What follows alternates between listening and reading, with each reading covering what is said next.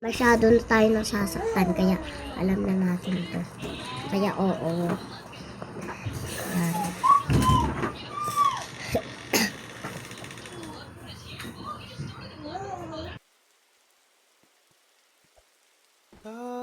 Nakatanim pa rin ang gumamelang binalik mo sa'kin ang tayo.